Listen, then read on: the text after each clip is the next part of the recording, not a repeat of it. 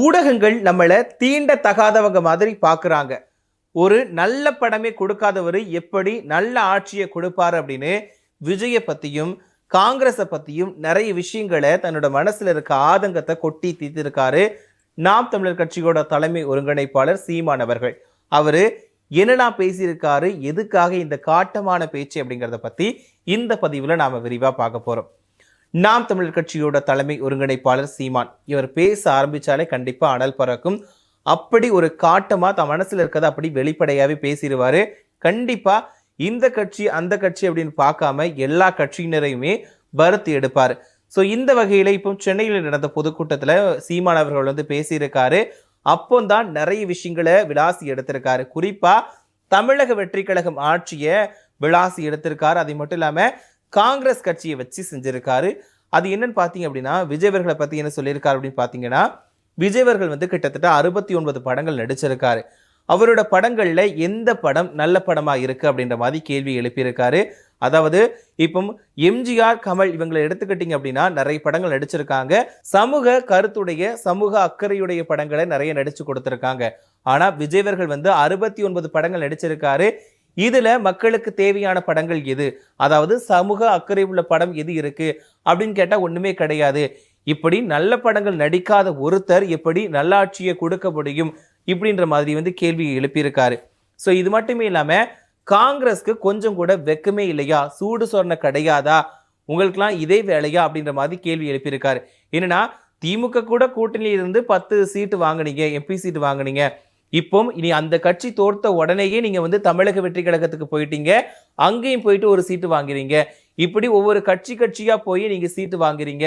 வீடு வீடா போய் பிச்சை எடுக்கிறதுக்கும் நீங்க வந்து ஒவ்வொரு கட்சி மாறி சீட்டு எக்ஸ்ட்ரா வாங்குறதுக்கும் என்ன வித்தியாசம் இருக்கு அப்படின்ற மாதிரி வந்து நிறைய வச்சு செஞ்சிருக்காரு. காங்கிரஸை முழுக்க வதக்கி எடுத்திருக்காரு அப்படின்னு தான் சொல்லணும். ஏன்னா காங்கிரஸ் மேல அவ்வளவு குற்றச்சாட்டுகள் இன்னைக்கு வரைக்குமே இருந்துகிட்டு இருக்கு. என்னன்னா திமுக கூட சேர்ந்து தேர்தலை சந்திச்சாங்க. அதுக்கு கிட்டத்தட்ட 10 வருடங்களுக்கு மேலா இவங்க வந்து கூட்டணி தான் இருந்தாங்க. ஆனா இந்த டைம் திமுக தோர்த்த உடனேயே அவங்க கிட்ட ஒரு வார்த்தை கூட சொல்லாம தமிழக வெற்றி கழகத்துல போய் இணைஞ்சாங்க. இப்போ மறுபடியுமே ஒரு எம்பி சீட்டை வந்து வாங்கியிருக்காங்க. அங்க திமுக கூட இருக்கும்போது 10 எம்பி சீட்டுகள் வாங்கியிருந்தாங்க. இப்ப மறுபடியுமே இங்க வந்து சீட்டு வாங்கியிருக்காங்க. இதை தான் சீமானவர்கள் வந்து ஒவ்வொரு கட்சி மாறி நீங்க இப்படி சீட்டு வாங்குறீங்க, இதுக்கும் பிச்சை எடுக்கிறதுக்கும் கொஞ்சம் கூட வித்தியாசமே கிடையாது, உங்களுக்குலாம் கொஞ்சம் கூட சூடு சொரணை அப்படிங்கிறது இருக்கா இல்லையா, எப்படிதான் நீங்க வந்து இந்த வேட்டி சட்டை போட்டு கசங்காத வேட்டி சட்டை போட்டு வெளியே போறீங்களோ இப்படின்ற மாதிரி வந்து வச்சு செஞ்சிருக்காரு. இவங்களை மட்டுமான்னு கேட்டா கண்டிப்பா இல்ல. திமுகவுக்கு இது வந்து தேவைதான். காங்கிரஸ் வந்து ஏமாத்திட்டு போன விஷயம் வந்து கண்டிப்பா அவங்களுக்கு தேவைதான். அவங்களுக்கு பட்டாதான் புரியும், பட்டாதான் புத்தி வரும் அப்படின்ற மாதிரி வந்து வார்த்தைகளால தொலைச்சி எடுத்திருக்காரு.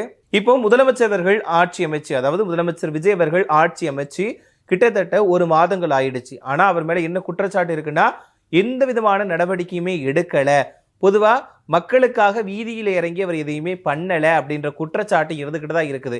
ஏன்னா தமிழகம் முழுக்க குற்ற சம்பவங்கள் நாளுக்கு நாள் அதிகமா நடந்துகிட்டு தான் இருக்குது. அது வந்து குறைஞ்சபாடு இல்லாம தொடர்ந்து போய்கிட்டு தான் இருக்குது. ஒரு 2 நாள் ஒரு விஷயம் ஹாட் டாபிக்கா இருக்கு அப்படின்னு பாத்தீங்கன்னா அடுத்த நாளே இன்னொரு விஷயம் நடந்துகிட்டு இருக்குது. இப்படிதான் தமிழகத்துல அடுத்தடுத்து குற்றச்சம்பவங்கள், கொலை, கொள்ளை, பாலியல் இந்த மாதிரியான சம்பவங்கள் வந்து நடந்துகிட்டு இருக்குது. ஸோ இது தொடர்பாக சீமான் என்ன சொல்லியிருக்காருன்னா, இந்த மாதிரி 1 மாசம் எனக்கு ஆட்சி கிடைச்சிருந்துச்சுன்னா ஒரு பைய தூங்க முடியாது, கண்டிப்பா நான் வந்து போராடி இருப்பேன், மக்களுக்காக தான் எல்லாம் பண்ணியிருப்பேன், இந்த மாதிரி குற்றச்சம்பவங்கள் நடக்காம தடுத்திருப்பேன் அப்படின்ற மாதிரி சொல்லியிருக்காரு. அது மட்டும் இல்லாம நான் வந்து ஜெயிக்க கூடாது அப்படின்னு நினைக்கிறாங்க, நாம் தமிழர் கட்சி வந்து வின் பண்ணிடக்கூடாது அப்படின்னு நினைக்கிறாங்க.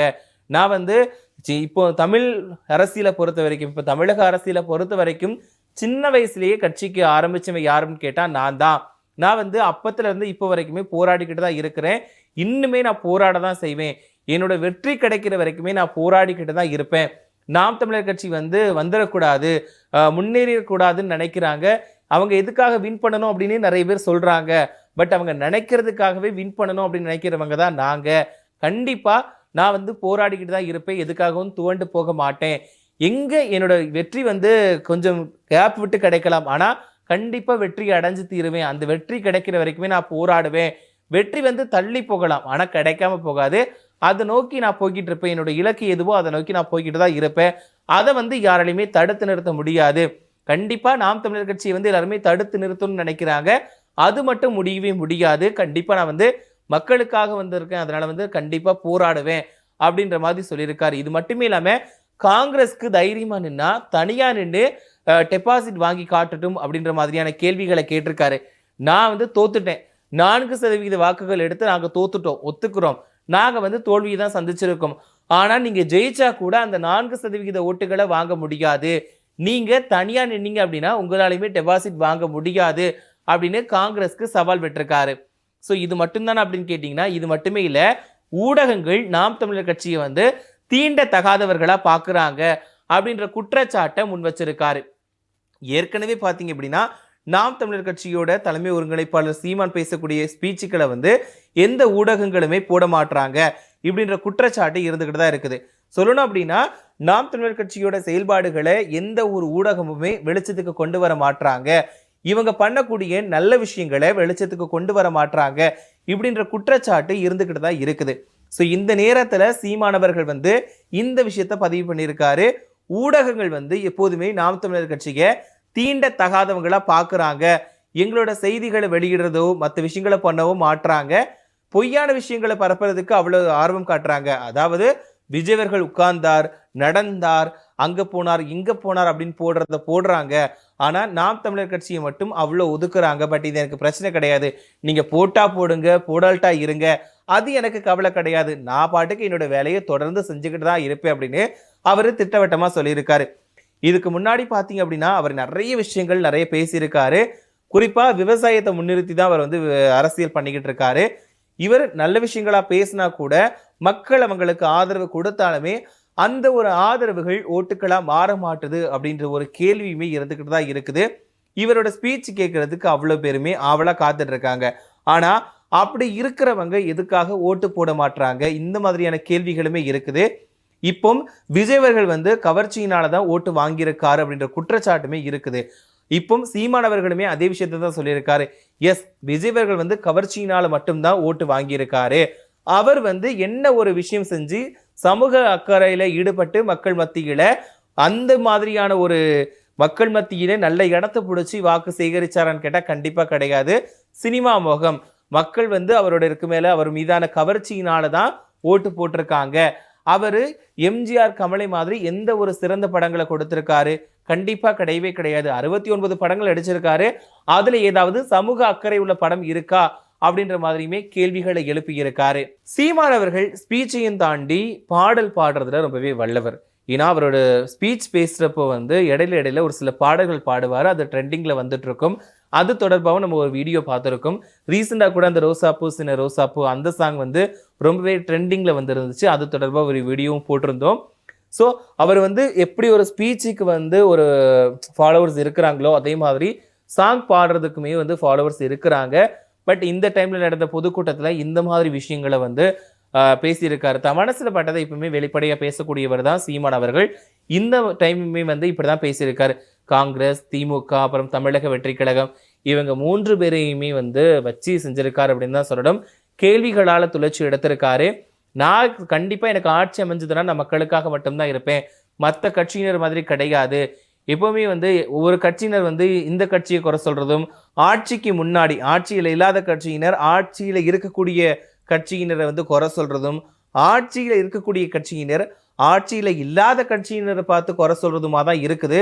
ஸோ இது போக போக அப்படிதான் நடந்துட்டு. இப்போ தமிழக வெற்றி கழகம் வந்து ஆட்சி அமைச்சுட்டாங்க. பட் இருந்தாலும் அவங்க எல்லாத்துக்குமே காரணம் திமுக தான் அப்படின்ற குற்றச்சாட்டு முன் வச்சுட்டு வந்துட்டு இருக்காங்க. இப்போ கரண்ட் கட் ஆகிறதுக்கு கூட திமுக தான் காரணம் அப்படின்னு ஆளும் கட்சியினர் வந்து சொல்லிட்டு இருக்காங்க. ஸோ இது எங்க போய் முடிய போகுது அப்படிங்கிறது தெரியல. சீமான் அவர்கள் அவரோட குறிக்கோள்ல உறுதியா இருக்காரு. நான் வந்து தோல்வி அடைஞ்சாலுமே நான் துவண்டெல்லாம் போக மாட்டேன்ப்பா, நான் போராடுவேன், நான் போராடி அந்த இலக்கை அடைஞ்சு வெற்றி கண்டிப்பா அடைவேன், நான் வந்து அதுக்காக வந்து தோல்வியெல்லாம் கண்டுட்டோம் அப்படிங்கிறதுக்காக பயந்து ஒதுங்கவும் மாட்டேன், மற்றவங்களுக்காக வந்து எதையும் விட்டு கொடுத்துலாம் போக மாட்டேன், நான் வந்து மக்களுக்காக வந்திருக்கேன், உண்மையான மாற்றத்துக்காக தான் நான் அரசியலுக்கு வந்திருக்கேன், அதனால மக்களுக்கு நல்ல விஷயம் நடக்கலை, மக்களுக்கு யாராவது கெடுதல் பண்றாங்க அப்படின்னா நான் தட்டி கேட்பேன் அப்படின்ற ஒரு விஷயத்தோடு தான் இருக்கிறாரு. ஸோ இதை பத்தி நீங்க நினைக்கிறீங்க? அதாவது சீமான் அவர்கள் இத்தனை விஷயங்களை வந்து பேசியிருக்காரு. ஸோ இதை பத்தி நீங்க என்ன நினைக்கிறீங்க அப்படின்ற கருத்துக்களை மறக்காம கமெண்ட்ல சொல்லுங்க. அது மட்டும் இல்லாம உங்களுக்கு நாம் தமிழர் கட்சியோட தலைமை ஒருங்கிணைப்பாளர் சீமான் அவர்களை பிடிக்குமா அப்படிங்கிறதையும் மறக்காம கமெண்ட்ல சொல்லுங்க.